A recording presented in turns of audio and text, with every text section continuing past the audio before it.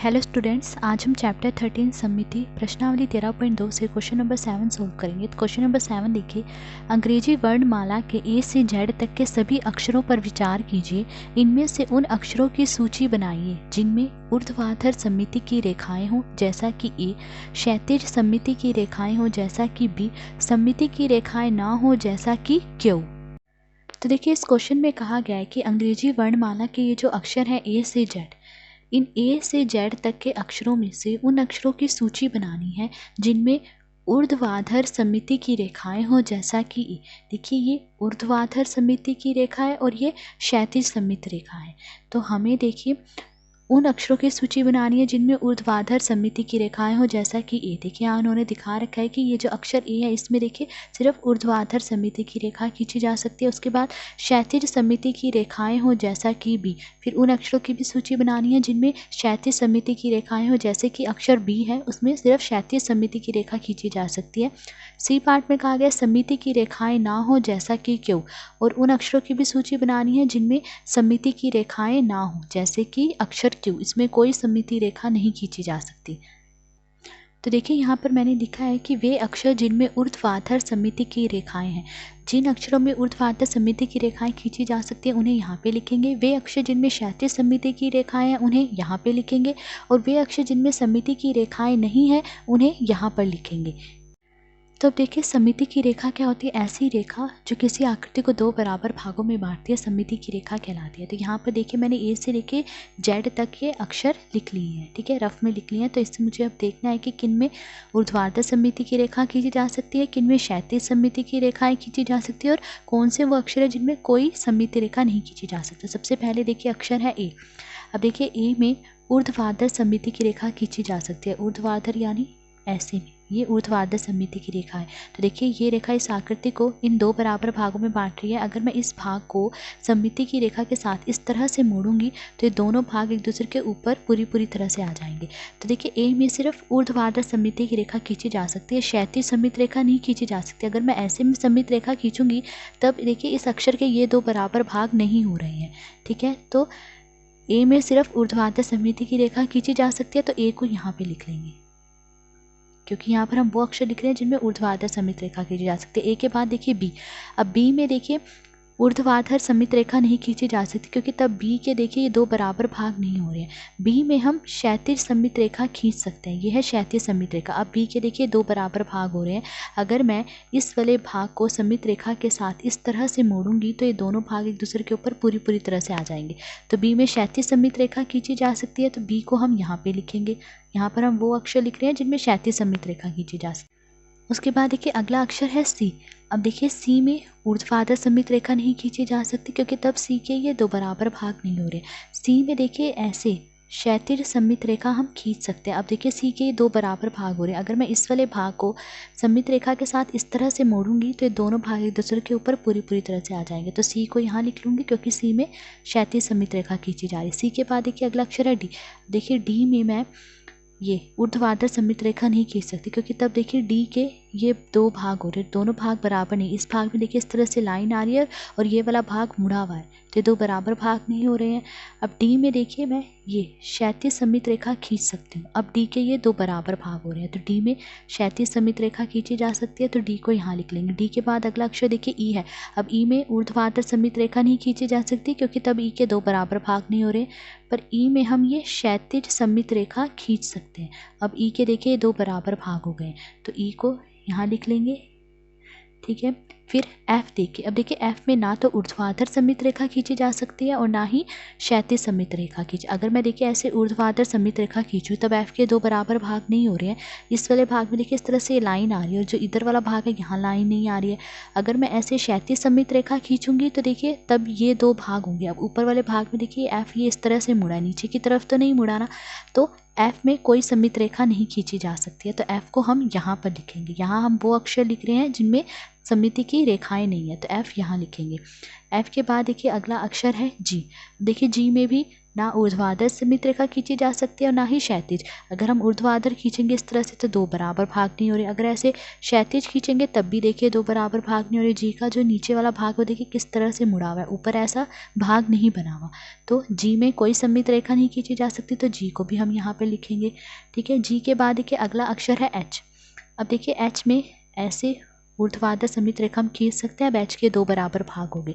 अगर मैं इस वाले भाग को क्षैतिज समित रेखा के साथ इस तरह से मोड़ूंगी तो ये दोनों भाग एक दूसरे के ऊपर पूरी तरह से आ जाएंगे। और इसमें देखिए क्षैतिज समित रेखा भी खींची जा सकती है। अब एच के ये दो बराबर भाग हो गए हैं।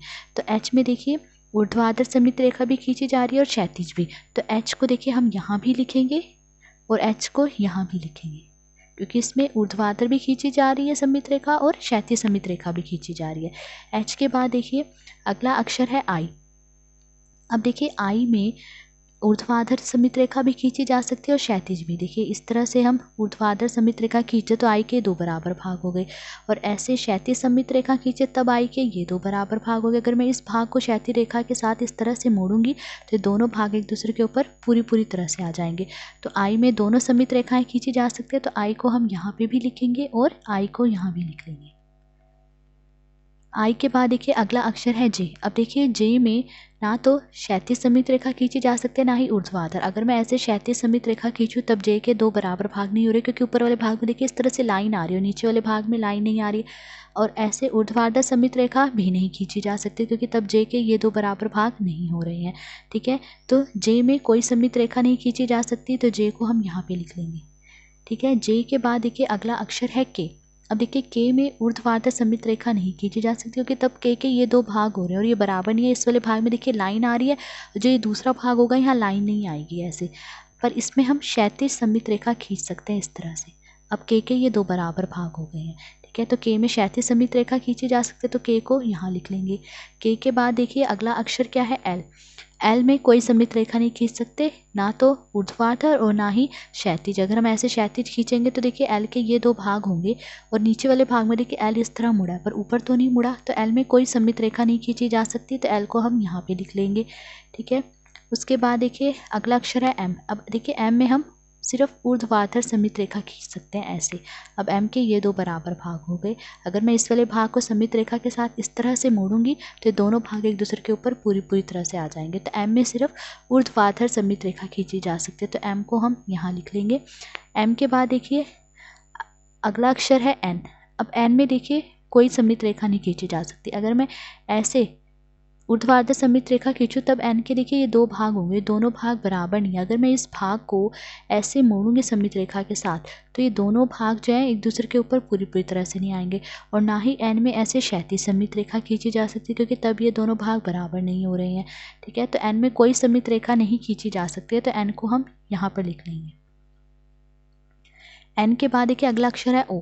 अब ओ में हम दोनों समित रेखाएं खींच सकते हैं, ऊर्ध्वाधर समित रेखा भी खींच सकते हैं इस तरह से। अब ओ के ये दो बराबर भाग हो गए, और ऐसे क्षैतिज समित रेखा भी खींच सकते हैं। अब ओ के ये दो बराबर भाग हो गए। इस भाग को जब मैं क्षैतिज समित रेखा के साथ इस तरह से मोड़ूंगी तो ये वाला भाग इस भाग के ऊपर पूरी तरह से आ जाएगा, यानी दोनों एक दूसरे के ऊपर पूरी तरह से आ जाएंगे।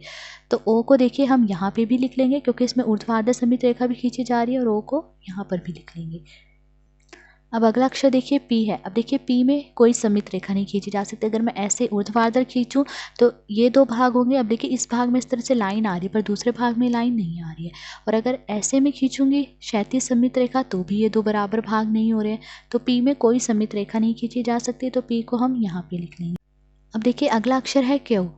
अब उन्होंने तो वो दे ही रखा है बुक में कि क्यों में कोई समित रेखा नहीं खींची जा सकती है। देखिए अगर मैं ऐसे ऊर्ध्वाधर समित रेखा खींचूंगी तब क्यों के ये दो भाग होंगे और ये बराबर नहीं होंगे, क्योंकि जैसे देखिए मैं मोड़ूंगी तो इधर वाले भाग में देखिए ये हिस्सा आ रहा है, पर जो इधर वाला भाग है इसमें देखिए इस तरह से नीचे की तरफ ये क्यों मुड़ा हुआ है और इधर नहीं मुड़ा नीचे की तरफ, तो ये दो बराबर भाग नहीं हो रहे। और अगर मैं ऐसे क्षैतिज समित रेखा खींचूंगी तब ये दो भाग बराबर नहीं हो रहे हैं। ठीक है, तो क्यों में कोई समित रेखा नहीं खींची जा सकती है, तो क्यों को हम यहाँ पर लिख लेंगे। अगला अक्षर देखिए आर है। आर में भी कोई समित रेखा नहीं खींची जा सकती। अगर मैं ऐसे ऊर्ध्वाधर समित रेखा खींचूं तब ये दो भाग हो रहे हैं और ये बराबर नहीं है। देखिए इस भाग में लाइन आ रही है और इस भाग में लाइन नहीं आ रही है। अगर ऐसे क्षैतिज समित रेखा खींचूं तब देखिए ये दो भाग होंगे और जो ऊपर वाला भाग है वो इस तरह से मुड़ा है पर नीचे की तरफ तो नहीं मुड़ा, नीचे तो इस तरह से ये तिरछी लाइन जा रही है, तो आर में कोई सममित रेखा नहीं खींची जा सकती, तो आर को हम यहाँ पे लिख लेंगे। अब अगला अक्षर देखिए क्या है, एस। अब देखिए एस में भी कोई सममित रेखा नहीं खींची जा सकती है। अगर मैं एस में देखिए ऐसे क्षैतिज सममित रेखा खींचूं तो एस के ये दो भाग होंगे और ये दोनों बराबर नहीं है, क्योंकि नीचे वाला भाग देखिए इस तरफ मुड़ा है और जो ऊपर वाला भाग है ये दूसरी तरफ मुड़ा है, ठीक है। और अगर मैं ऐसे ऊर्ध्वाधर सममित रेखा खींचूँ तो भी दो बराबर भाग नहीं हो रहे हैं। इस एस का ये वाला भाग इस तरफ मुड़ा है और जो नीचे की तरफ वाला भाग है वो इस दूसरी तरफ मुड़ा है, तो एस में कोई सममित रेखा नहीं खींची जा सकती है, तो इसे हम यहाँ पे लिख लेंगे। एस के बाद देखिए अगला अक्षर है टी। अब देखिए टी में ऊर्ध्वाधर सममित रेखा खींची जा सकती है, ऐसे ही है ऊर्ध्वाधर सममित रेखा। अब टी के ये दो बराबर भाग हो रहे हैं, अगर मैं इस वाले भाग को सममित रेखा के साथ इस तरह से मोड़ूंगी तो ये दोनों भाग एक दूसरे के ऊपर पूरी तरह से आ जाएंगे। और टी में क्षैतिज सममित रेखा नहीं खींच सकते, क्योंकि अगर मैं ऐसे खींचूंगी तो ये दो भाग होंगे और ऊपर वाले भाग में देखिए लाइन आ रही है, ऐसे नीचे वाले भाग में इस तरह से कोई लाइन नहीं आ रही, तो टी में सिर्फ ऊर्ध्वाधर सममित रेखा खींची जा सकती है, तो टी को हम यहाँ पर लिख लेंगे। अगला अक्षर है यू। अब देखिए यू में भी सिर्फ ऊर्ध्वाधर सममित रेखा खींच सकते हैं। अब यू के ये दो बराबर भाग हो गए हैं। यू में क्षैतिज सममित रेखा नहीं खींच सकते हैं, क्योंकि अगर मैं ऐसे में रेखा खींचूंगी तो देखिए यू के ये दो भाग होंगे और नीचे वाला भाग ऐसे मुड़ा है पर ऊपर तो नहीं मुड़ा हुआ ना, तो यू में सिर्फ ऊर्ध्वाधर सममित रेखा खींची जा सकती है, तो यू को यहाँ पे लिख लेंगे। यू के बाद अगला अक्षर देखिए वी है। वी में भी सिर्फ ऊर्ध्वाधर सममित रेखा खींच सकते हैं हम ऐसे। अब वी के ये दो बराबर भाग हो गए, ठीक है, तो वी को यहाँ लिख लेंगे क्योंकि इसमें सिर्फ ऊर्ध्वाधर सममित रेखा खींची जा सकती है। अगला अक्षर है डब्ल्यू। डब्ल्यू में भी देखिए सिर्फ ऊर्ध्वाधर सममित रेखा खींच सकते हैं हम ऐसे। अब डब्ल्यू के ये दो बराबर भाग हो गए। अगर मैं इस भाग को सममित रेखा के साथ इस तरह से मोड़ूंगी तो ये दोनों भाग एक दूसरे के ऊपर पूरी तरह से आ जाएंगे, तो डब्ल्यू में ऊर्ध्वाधर सममित रेखा खींची जा सकती है, तो डब्ल्यू को हम यहाँ पे लिख लेंगे। डब्ल्यू के बाद देखिए अगला अक्षर है एक्स। अब देखिए एक्स में दोनों रेखाएं खींची जा सकती हैं ऐसे। देखिए ऊर्ध्वाधर सममित रेखा खींच सकते हैं, तो देखिए अब एक्स के ये दो बराबर भाग हो गए। अगर मैं इस वाले भाग को सममित रेखा के साथ इस तरह से मोड़ूंगी तो दोनों भाग एक दूसरे के ऊपर पूरी तरह से आ जाएंगे। और एक्स में ऐसे क्षैतिज सममित रेखा भी खींच सकते हैं। अब एक्स के ये दो बराबर भाग हो गए, तो एक्स में दोनों सममित रेखाएं खींची जा सकते हैं, तो एक्स को देखिए यहाँ भी लिख लेंगे और एक्स को यहाँ भी लिखेंगे। अब देखिए अगला अक्षर है वाई। अब देखिए वाई में ऊर्ध्वाधर सममित रेखा खींची जा सकती है ऐसे, ठीक है। अब वाई के देखिए दो बराबर भाग हो रहे हैं, ठीक है। और वाई में देखिए ऐसे क्षैतिज सममित रेखा नहीं खींची जा सकती, क्योंकि तब वाई के ये दो भाग होंगे और जो ऊपर वाला भाग है देखिए ऐसे बना हुआ है, नीचे ऐसा नहीं बना है, नीचे सिर्फ एक लाइन है, तो वाई में सिर्फ ऊर्ध्वाधर सममित रेखा खींची जा सकती है, क्षैतिज सममित रेखा नहीं खींची जा सकती है। तो देखिए वाई को हम यहाँ पर लिख लेंगे, क्योंकि वाई में ऊर्ध्वाधर सममित रेखा खींची जा रही है और यहाँ ऊर्ध्वाधर सममित रेखा वाले अक्षर लिख रहे हैं। वाई के बाद देखिए अब अगला अक्षर है जेड। अब देखिए जेड में ना तो ऊर्ध्वाधर सममित रेखा खींची जा सकती है और ना ही क्षैतिज सममित रेखा। अगर मैं ऐसे ऊर्ध्वाधर सममित रेखा खींचूंगी तो देखिए तब जेड के ये दो भाग होंगे। ये वाला भाग देखिए इस तरफ मुड़ा है और जो नीचे की तरफ है भाग वो इस तरफ मुड़ा है, ठीक है, तो ये भाग बराबर नहीं आ रहे हैं। अगर मैं ऐसे में क्षैतिज सममित रेखा खींचूँ तो देखिए ऊपर वाला भाग इस तरफ मुड़ा है और जो नीचे वाला भाग है वो इस तरफ मुड़ा हुआ है, ठीक है, तो जेड पे कोई सममित रेखा नहीं खींची जा सकती है, तो जेड को हम यहाँ लिख लेंगे, क्योंकि जेड में कोई सममित रेखा नहीं खींची जा सकती है। तो ये था क्वेश्चन नंबर 7। आज इस वीडियो में हमने क्वेश्चन नंबर 7 सोल्व करा। अगर आपको वीडियो पसंद आई हो तो please like, share and subscribe. Thank you.